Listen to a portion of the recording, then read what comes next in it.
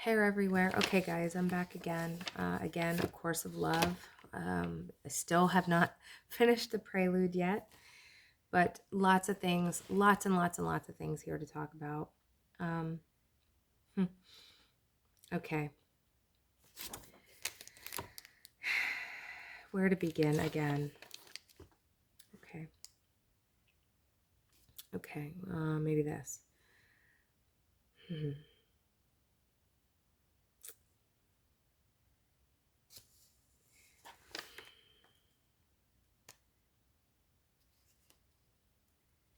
The way to overcome the dualism that threatens even the most astute of learners is through the Christ in you, through the one who knows what it is to be God's child and also to walk the earth as child of man. This is not your helper as the Holy Spirit is, but your identity. While the Holy Spirit was properly called upon to change your perception and show you the false from the true, your recognition of the Christ in you is proper in this time of identification of your undivided self. Okay. It goes on to speak about the family of God in terms of the family of man. And so really it just states that each and every one of us, we are a family, descendants, children of God, incarnate in bodies that look different, but we are still all one family. And that's basically what it's saying. You know, we're all one family. Whether we understand that or not, we are. No matter if my skin is white and yours is black or brown or, you know, whatever beautiful shade it might be. We are all the same family. We are. And then it goes on, okay.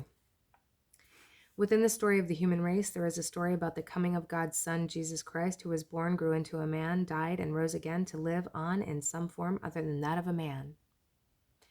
Those who believe this story have accepted that Jesus was the Son of God before he was born, while he walked the earth, and after he died and resurrected.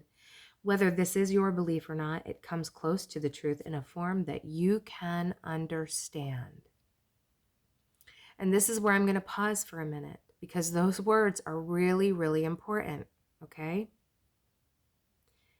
And I'm going to read that section again.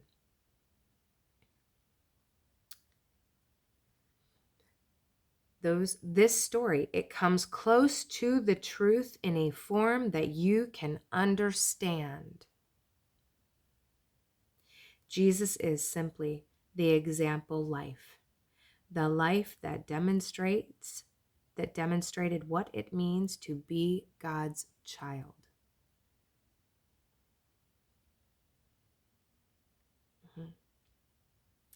I have told you guys many times in the videos that I have already done that when I read things in the Bible, when I read the words of my brother, who is also like a father to me, and I know that's hard maybe for you guys to understand, but it's true, okay? And if you understand what Christ is, that's why. It is that Father coming in, that divine wisdom, okay? So here we go.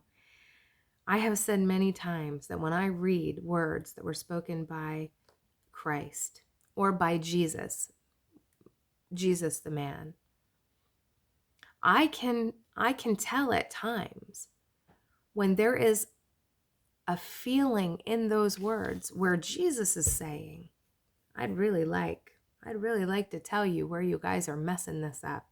I'd really like to point the finger and say, here's where it is. This is what's going on. And Christ says, but I won't, because I am here to be the example of the one who sent me. I am here to teach the lesson of the one who sent me. The absolute all, which is love. And Christ was the embodiment of that love in the man Jesus, okay? So I have felt that many times where in those words I could hear there was an ego there that really wanted to come out to play, but the choice erred on the side of Christ. Maybe not the time he cursed the fig tree. That wasn't Christ. That was probably Jesus. Break that one down. Okay. So it goes on further.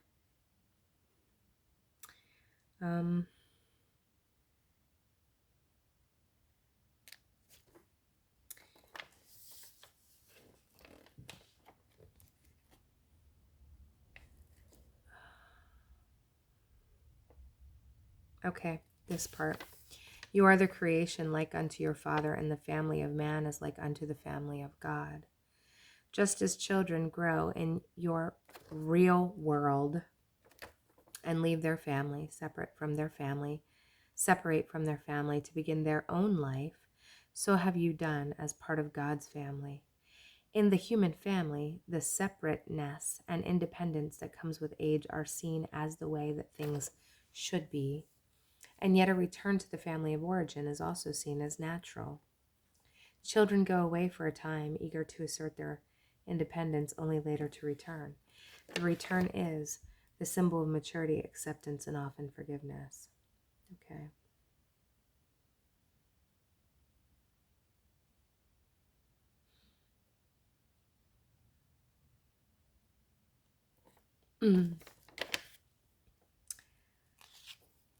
There are just so many things. Okay, let me see if I want to skip ahead.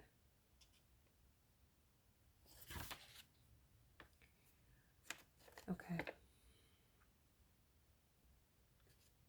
When you quit seeing with the ego's eyes, you quit seeing form and quit searching for form. You begin seeing content.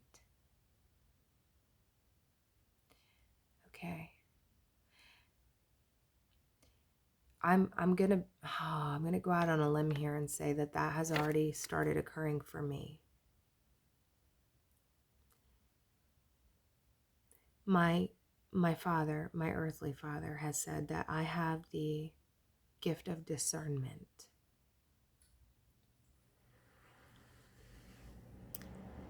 I don't know that it is a gift of discernment. I understand that is what he's talking about. But when I read this, that's what this means to me. It's the ability to see past the form to the content. Okay? So when I hear stories playing out in our world today, when I hear about a pandemic, okay? When I hear about these things, when I hear about what we're going to do about this pandemic, I was able to see through the form to the content. Once I started to see the content, I started to see a lot more things going on than what I had ever seen before. Okay? Lots of manipulations, lots and lots and lots of psychological manipulation going on, from the words that we use, the labels that are created, the categories that things are placed in, the way that information is delivered. There's a lot that I'm able to, I see very differently. And this says, content is all you have of God. There is no form to see, yet in the content is the form revealed. This is true seeing, for content is all, and form is nothing. And I'm going to say, that is how my sight seems to be today. I see the content. Not to say that there aren't some beautiful things in form, and I do see beauty in form. I do. But one might also say, it is the beauty of the content that shows forth in the form. That's another possibility, okay? The content of God is love. I've been saying that, right? Jesus embodied God by embodying love. He came to reverse the way God was thought of, to put an end to seeing God in human terms of vengeance, punishment, and judgment. Ah, it feels so good to see that written in this text. Jesus did not only, by embodying God in human form, Jesus did this not only by embodying God in human form, but by giving a true rather than a false picture of power. Before the coming of the Word made flesh, the incarnation, the only idea humankind could draw of an all-powerful being was a being whose power resembled the powerful among them. Jesus took such a stand against those with this kind of power that he was put to death. But Jesus did not abdicate for a powerless people. Jesus taught true power, the power of love, a power proven by the resurrection.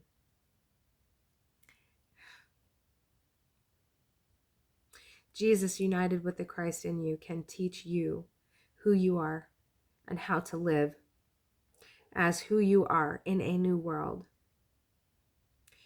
He can open heaven to you and walk you through its gates, there to exchange this world at last for your true home. But it is not your body that will pass through heaven's gates, nor your body's eyes that will view the new world you will behold and take with you. To view a physical world of dimension, shape, and scope like unto the old and hope to transport it from one place to another would be delusional. The new world does not have to do with form, but with content. A content that is as transferable as an author's words upon a page.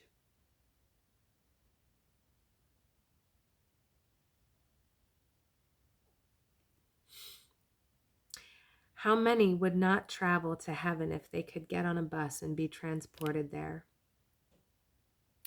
Yet each of you holds within you the power to reach heaven. Knowing yourself as who you really are is the only thing that will allow you to quit fearing your power. Jesus accepted his power and so brought the power of heaven to earth. This is what the Christ in you can teach you to do. This is miracle-mindedness. This is love.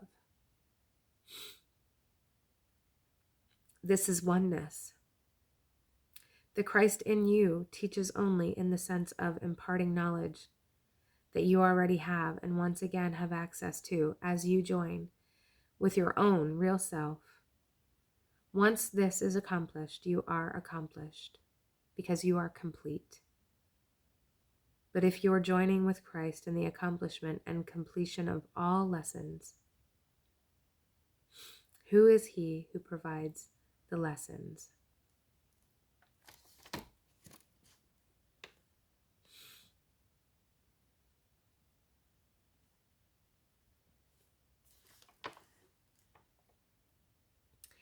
So this is interesting. I'm going to stop here so I can get a grasp of what I've just read and continue on. In peace and love, may you be blessed.